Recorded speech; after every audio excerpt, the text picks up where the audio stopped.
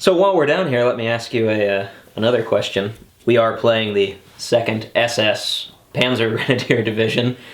I don't know, I mean, like in Wargaming, do you ever feel weird about the fact that, I mean, we're playing a horrible force here? SS divisions across the East Front committed horrible atrocities, not to even speak of what was happening back home.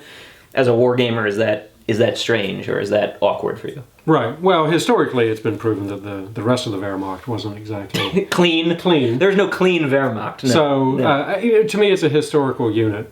So, the politics of it, or the racial, background of it is kind of, you have to keep it in your mind because that's part of it. But to me, it's really more about the operational aspects of these units, and they tend to be the best supplied units and best commanded. So if you are going to deal with these periods, it'd be remiss not to at least understand how they affected the German ability to hold the East for as long as they did, and the challenges they had.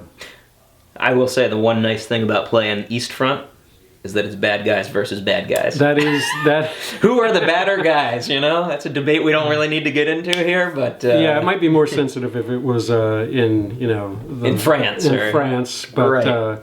But yeah, that is one. It's interesting when you read the operational histories, von Manstein's works, and there's certainly there's always this at that level, appreciating the challenge that the Wehrmacht has. The military challenge. Right, yes. The situation they've gotten themselves into.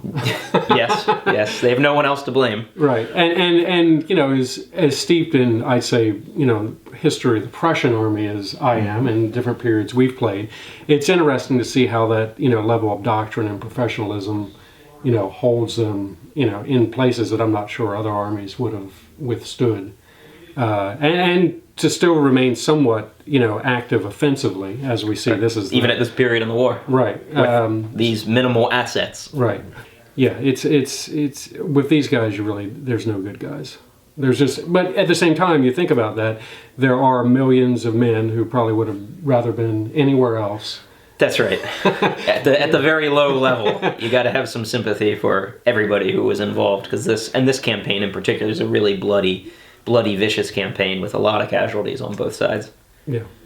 Let's go get some bad guys killed. All right.